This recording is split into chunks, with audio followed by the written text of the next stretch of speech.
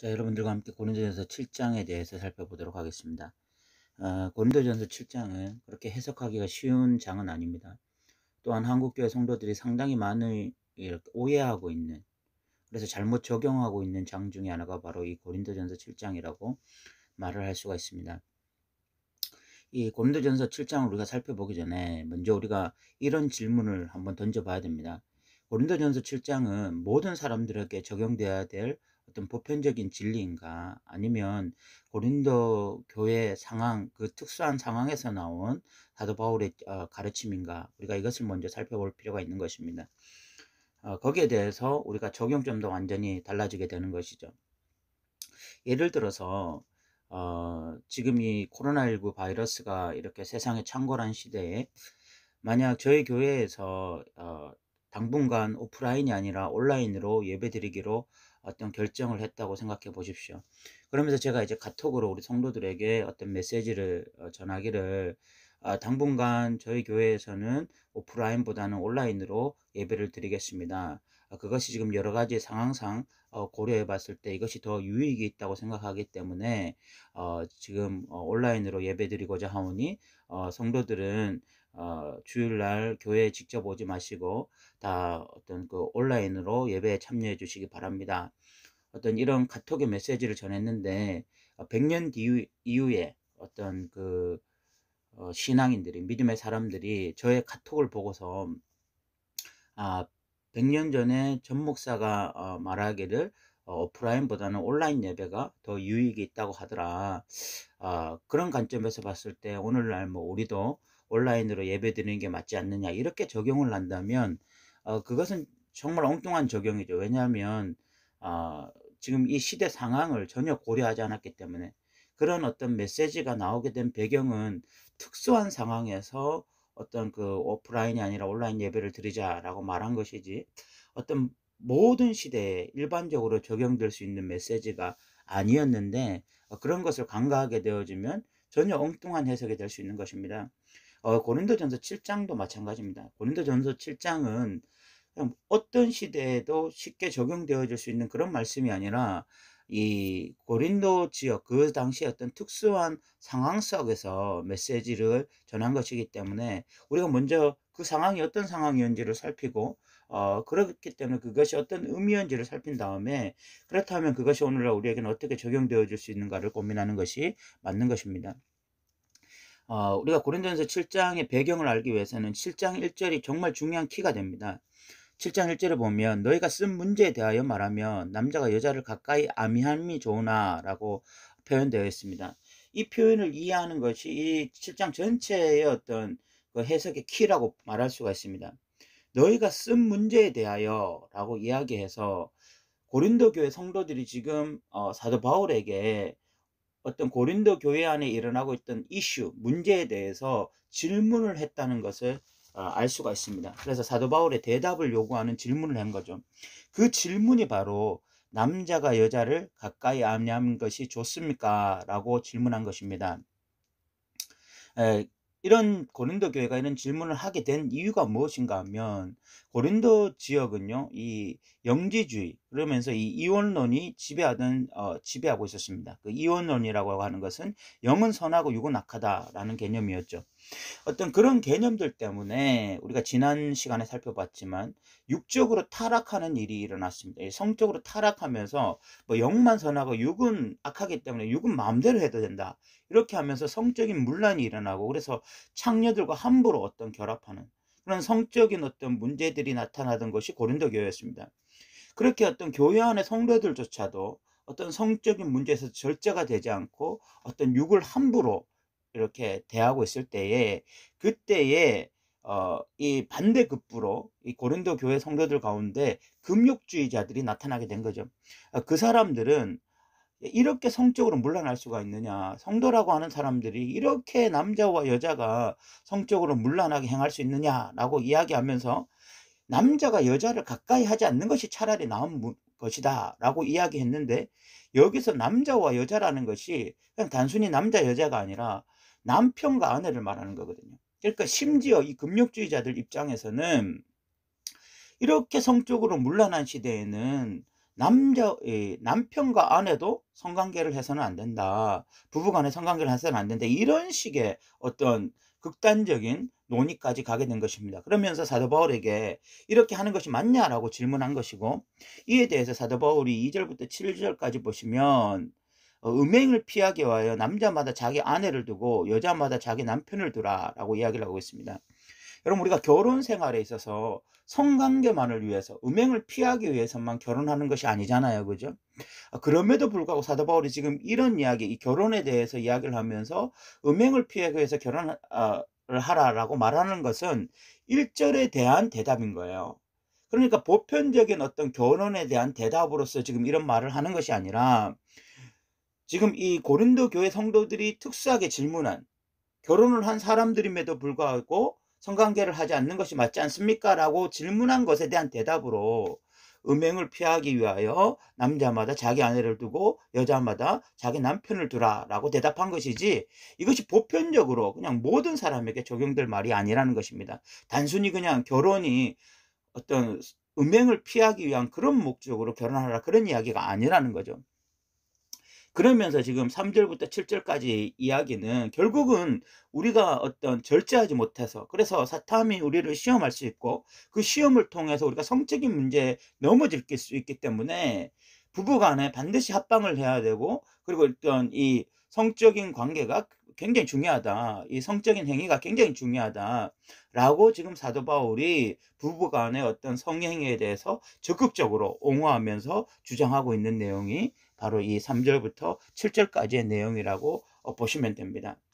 우리가 뭐 오늘날 시대도 목사님이 이렇게 강단에서 부부 간의 어떤 이 성행위를 이렇게 적극적으로 권장하고, 이렇게 합방하지 말고 뭐 이렇게 합방하지 못하는 상황이 생길지라도 빨리 합의상 얼마 동안 하고 빨리 합하라, 이렇게 말하는 것이 그렇게 쉬운 문제는 아니에요. 그렇게 함부로 이야기할 수 없는 낯뜨거운 이야기인데, 사도 바울이 이렇게 강력하게 이야기하고 있는 것은 그 당시 그 고린도 지역이 너무나 성적으로 문란했고, 그래서 한쪽에서는 너무나 너무 쉽게 어떤 이런 성행위를 하는 이런 일들이 일어났다면, 반대로 어떤 이 금욕주의가 나타났는데, 그 금욕주의자들은 심지어 부부 간에도 성행위를 하지 말아야 된다라고 이야기를 하면서, 그런 말은 하지만 실질적으로 이런 어떤 성적인 욕구를 참아내는 것이 그렇게 쉬운 문제가 아니고, 그렇기 때문에 그렇게 또 참아낸다고 금욕주의 가운데 거했는데, 사탄이 그 사람을 시험해서 결국은 절제하지 못하고 또 엉뚱한 사람과 성관계를 하게 될 때, 이것이 더 큰 문제이기 때문에 사단은 지금 사도 바울은 강력하게 어떤 이 부부 간에 뭐 쉽게 뭐 별거하거나 아니면은 뭐 합방하지 않는 이런 일을 해서는 안 된다라고 강력하게 지금 주장하고 있는 것입니다. 오늘날 마찬가지라고 생각되어집니다. 우리가 정말 이 본문을 보면서 우리가 중요하게 생각해야 될 것 중에 하나가, 부부 간에 함께 자는 것은 굉장히 중요하다. 그리고 부부 간의 성관계도 굉장히 중요하다라는 것을 우리가 알아야 됩니다. 특별히 우리가 서로 분방하지 말라. 5 절에 보면 서로 분방하지 말라. 다만 기도할 틈을 얻기 위하여 합의상 얼마 동안은 하되 다시 합하라. 라고 사도 바울의 이런 강력한 권면에 대해서 오늘날에도 동일하게 적용돼야 된다 생각하는데, 그 이유는 이는 너희가 절제 못함으로 말미암아 사탄이 너희를 시험하지 못하게 하려 함이라. 우리가 언제든지 성적인 문제에 대해서 누구도 자신할 수 없고 누구도 넘어질 수 있는 상황이기 때문에, 그렇기 때문에 우리가 늘 이런 부분에 조심하면서 부부 간에는 언제나 함께 한 입을 덮고 자는 것, 이런 거 굉장히 중요하다는 사실을 우리가 좀 기억했으면 좋겠습니다. 이 8 절부터 이 40 절까지의 내용은 대상이 누구인지를 알아야만 본문을 해석하는 데 이해가 빠릅니다. 누구에게 한 말인지, 이것이 지금 뭐 돌싱에게 한 말인지, 아니면 결혼한 사람들에게 한 말인지, 아니면 처녀 총각들에게 한 말인지, 이것을 알아야만 본문을 해석하기가 쉬워져요. 대상에 따라서 이야기는 완전히 전혀 달라지는 것 아니겠습니까? 우리가 뭐 흔히 이야기할 때 돌싱들끼리 할 수 있는 이야기가 있고, 또 결혼한 사람들끼리 할 수 있는 이야기가 있고, 또 총각 처녀들에게 할 수 있는 이야기가 있잖아요. 동일하게 마찬가지입니다. 본문은 누구에게 말했는지를 알아야만 해석이 편해지는데 8절부터 9절까지는요. 이 돌싱들에게 하고 있는 이야기입니다. 내가 결혼하지 아니한 자들과 과부들에게 말한다라고 해서, 뒤에가 과부들이면 앞에가 원래 호랍이어야 되죠. 그러니까 여기서 지금 결혼하지 아니한 자들이라는 것은 호랍이들. 그러니까 지금 이 사람들은 전부 다 돌싱들, 뭐 사별을 했다든지 이혼을 했다든지 그런 사람들에 대한 이야기고, 10절에 보면 결혼한 자들에게 내가 명하노니 해서, 이 10절부터의 내용은, 이 10절부터 24절까지는 결혼한 사람들에 대한 이야기라는 것을 알 수가 있습니다. 그리고 이 25절부터 40절까지는 처녀에 대해서는 이라고 이야기를 해서, 결국은 이 결혼하지 않은 처녀 총각들에 대한 권면이라는 것을 알 수가 있습니다. 그러면 이 돌싱들에 대해서 사도 바울이 권면하기를, 내가 결혼하지 아니한 자들과 과부들에게 이르노니 나와 같이 그냥 지내는 것이 좋다. 이혼한 자들에게 그냥 지내는 것이 좋은데, 그런데 9절에 보니까 만일 절제할 수 없거든 결혼하라. 정욕이 불같이 타는 것보다 결혼하는 것이 낫다라고 이야기를 하고 있습니다. 어, 이것도 우리가 어, 이것을 그냥 보편적인 진리로 이렇게 해석해서는 안 됩니다. 그러니까 여러분들, 그냥 결혼이라고 하는 것이 단순히 그냥 절제할 수 없기 때문에 결혼하는 그런 측면이 아니라, 7장에 처음에 뭐 남자가 여자를 가까이 하면 좋습니까? 뭐 이런 질문, 이런 것과 연관되어져서, 이런 지금 연장성산에서 우리가 해석해야 될 부분이라는 걸 분명히 이해해야 되고, 그리고 또 뭐 절제하지 못한 분으로 인해서 사탄이 우리를 시험할 수 있다, 이런 이야기의 연장선상이라는 것을 기억해야 됩니다. 그래서 어쨌든 이 돌싱들이 결국은 뭐 결혼하지 않고 주님을 위해서 살면 좋겠는데, 그런데 어떤 이런 성적인 것들이 이렇게 불타오르면서 엉뚱하게 또 다른 곳에서 어떤 성욕을 해결하려고 하면 그것은 잘못된 것이기 때문에, 차라리 그런 측면으로 넘어질 바에야 결혼하는 것이 낫다라고 지금 이야기를 하고 있습니다. 10절부터 24절까지는 결혼한 사람들에 대해서 이야기를 하고 있습니다. 결혼한 사람들의 대원칙은 결혼을 했으면 그대로 지내는 것입니다.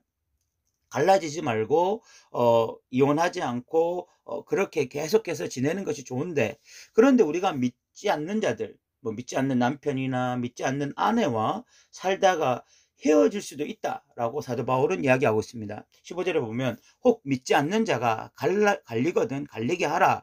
형제나 자매나 이런 일에 구애될 것이 없다. 믿지 않는 자들이 기어코 헤어지고 싶다, 난 너랑 더 이상 살고 싶지 않다라고 하면 헤어질 수도 있다는 것입니다. 그러나 하나님은 합형 중에서 너희를 부르셨다라고 말씀하고 있어서, 원래 성경의 대원리는 이혼하는 것이 아닙니다. 원래 성경의 원칙은 이혼하지 않고 평생 함께 사는 것이죠. 그런데 우리의 재성, 특별히 믿지 않는 자들의 재성이 무엇입니까? 난 너랑 도저히 살지 못하겠다라고 끝까지 그렇게 우겨대면은, 그러면 성경이 이혼을 용인하기 때문에, 용납하기 때문에 말하는 것이 아니라 그런 사람들의 악함 때문에, 그렇다면 그냥 헤어져 줘라 라고 이야기하고 있습니다. 그러나 믿지 않는 자들과 살아가는 자들은 사명감을 가지고 살아야 됩니다. 16절에 보면, 아내 된 자여 내가 남편을 구원할는지 어찌할 수 있으며, 남편 된 자여 내가 내 아내를 구원할는지 어찌할 수 있으리요 라고 이야기해서, 이 사람들이 믿지 않는 자들과 살아갈 때에 이들의 소망이 결국은 자신을 통해서 그 배우자들도 결국은 믿는 자가 되기를 소망하는 마음으로 그렇게 그 사람들을 섬기면서 그렇게 사랑하면서 살아야 되는 거죠. 뭐 그 이후의 문제는 하나님께 내어 맡기면서 그렇게 살아가는 것입니다.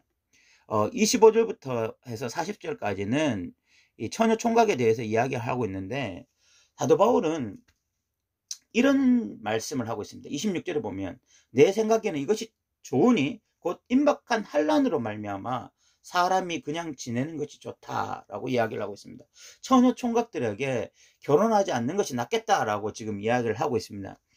사도 바울이 이렇게 이야기하는 데는 배경이 있습니다. 지금 사도 바울 입장에서는요, 임박한 종말론을 가지고 있습니다.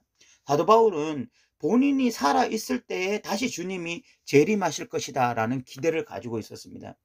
그런 입장에서 보면은 사도 바울은 곧 예수님 오실 것인데 뭐 결혼하고 할 일이 뭐가 있느냐. 중요한 것은 너희가 하나님의 나라와 먼저 그의 나라와 그의 의를 구하며 사는 것 아니냐. 뭐 이런 생각을 가지고 있었던 것이죠. 그런 어떤 사도 바울의 배경 속에서 이런 이야기를 하는 것이지 성경 전체가 뭐 결혼하는 것보다 독신으로 사는 것이 좋다 이런 이야기를 하는 것이 아닙니다. 그리고 사도 바울은 또한 이 결혼했을 때의 위험성에 대해서 이야기를 하고 있습니다. 사도 바울은 이렇게 이야기하죠. 32절 33절에 보면 너희가 염려 없기를 원하노라. 장가가지 아니한 자는 주의 일을 염려하여 어찌하여 주를 기쁘시게 할까 하되 장가간 자는 세상 일을 염려하여 어찌하여 아내를 기쁘게 할까 한다라고 말을 하고 있습니다. 그러니까 이 사도 바울의 이 말이 무엇인가 하면 결혼하기 전까지만 해도 총각 처녀 때는 오직 하나님께 집중하고 정말 하나님 나라에 집중하면서 내가 어떻게 하면 하나님 나라를 위해서 더 헌신할 수 있을까 이런 것에 고민을 하는데 결혼하고 나니까 어떻게 하면 내 남편을 기쁘게 할 수 있을까, 어떻게 하면 내 아내를 기쁘게 할 수 있을까, 어떻게 하면 내 자녀를 더 성공시킬 수 있을까 이런 것에 생각이 함몰되어져서 결국은 하나님과 상관없는, 하나님 나라와 상관없는 그런 어떤 세상적인 일, 먹고 사는 일 이런 것에 치중해서 살아가는 사람들이 많다는 것입니다. 그렇게 살다가 주님 만나면 어떻게 하겠느냐 이렇게 이야기하고 있는 것이죠. 여기에 대해서도 우리가 보편적인 진리가 있습니다. 그 보편적인 진리가 무엇이냐면 사도 바울이 이렇게 혼자 지내는 것이 좋다. 이거는 특수한 어떤 진리입니다. 사도 바울이 지금 생각하고 있는 그런 임박한 종말론에서 나온 이야기 때문에 이것을 모든 사람에게 적용할 수 없지만, 그러나 보편적인 진리, 사도 바울이 말하고 있는 보편적인 진리가 있는데 그것은 결혼하고 나면 우리가 신앙적인 것보다 그냥 내 가정 지키기에 급급하면서 살아갈 수 있다는 것입니다. 그래서 남편을 그냥 기쁘시게 하는 일, 또는 아내를 기쁘게 하는 일, 또는 내 자녀 어떻게 뭐 잘 되는 일, 이런 것에 모든 포커스를 맞추고 에너지를 소비하면서 그렇게 살아갈 수 있는 그런 위험 요소를 우리가 모두 가지고 있다는 것입니다. 오늘날 어떤 이 현대인들 보면, 그리스도인들 보면, 그리스도인들뿐만이 아니라 세상의 모든 대부분의 사람들이 그런데 자녀를 낳고 난 다음에 우울증에 빠지거나 지나치게 에너지가 너무 많이 소비되는 사람들을 많이 보게 됩니다. 우리 윗대 어르신들도 자녀를 키웠는데 그렇게까지 힘들지 않았는데 오늘날 왜 그렇게 현대인들은 자녀를 키우는데 힘이 들까? 자세히 살펴보면은 자녀를 키우는데 온갖 에너지를 다 소비하는 것입니다. 뭐 감기 하나 걸리는 거 그냥 어떤 넘어갈 수도 있는데 그런 것에 온갖 에너지가 다 투자되어지고, 뭐 자녀 교육 문제 옛날 같으면 그렇게까지 신경 쓰지 않는 문제인데 그 자녀 교육 문제에 온갖 에너지를 투자하고, 그리고 뭐 정보를 찾고 뭐 그러다 보니까 뭐 자녀 한 명 키우는데도 지칠 수밖에 없어요. 그런데 그렇게 살아가는 것보다 더 문제가 뭐냐면, 그러면서 하나님을 생각하지 못하고, 그리고 어떤 말씀을 묵상하지 못하고, 하나님 나라 먼저 그의 나라와 그의 의도 구하지 못하고 오직 그냥 자녀 한 명 바라보면서 그렇게 온갖 에너지가 자녀에게 다 투자되어지면서 살아가는 그리스도인들이 너무 많다는 거죠. 그런 것을 볼 때에 우리가 사도 바울의 이 말씀이 우리에게 도전이 돼야 됩니다. 여러분, 우리 모두 다 결혼을 해야 되죠. 이것이 성경적인 원리입니다. 뭐 독신의 은사를 받은 자들 외에는 다 결혼을 하는데, 결혼을 할 때 우리가 지금 무엇에 대해서 염려하고 살아가고 있느냐, 우리의 에너지가 어디에 다 투자되고 살아가고 있느냐, 이것을 우리가 정말 진지하게 고민을 하고, 그래서 우리가 다시 한번 하나님 앞에서, 말씀 앞에서, 진리 앞에서 우리의 에너지가, 우리의 열정이 다시 살아날 수 있는 그런 믿음의 사람들이 되어야 하는 것입니다. 오늘 우리가 고린도전서 7장을 짧게 살펴봤습니다.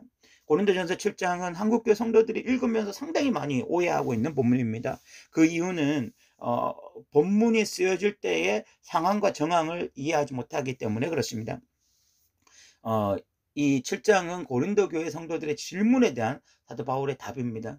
그래서 부부끼리는 합방을 해야 되지 같이 살면서도 다른 방에서 잔다든지 뭐 별거하고 있다든지 이런 것은 정말 성경적이지 않다. 이 원리, 일반적인 원리를 찾자면 결국 우리가 그런 것으로 인해서 절제하지 못함으로 사탄이 우리를 시험할 수 있다라는 것을 생각하고 분방하지 말고 언제나 합방하려고 하는 이런 태도를 가지고 살아야 될 것이고, 또 이 부부 간의 성관계는 너무나 귀한 일이라는 것을 우리가 좀 기억했으면 좋겠고, 돌싱들도 결국은 절제 없어서 엉뚱하게 어떤 성적인 행위를 해서는 안 되고, 그렇기 위해서라도 우리가 결혼해야 된다. 죄 때문이라도 죄의 문제에 빠지지 않기 위해서 우리가 또 어떤 성적인 문제를 해결하기 위해 하나의 또 방편으로 결혼을 하는데, 이것은 지금 결혼 자체가 그런 도구로 쓰였다라는 것이 아니라 지금 사도 바울이 7장에서 말하는 주제 속에 그 결혼이 가지고 있는 중요한 어떤 요소 중에 하나가 이것이다라고 말을 하는 것이고,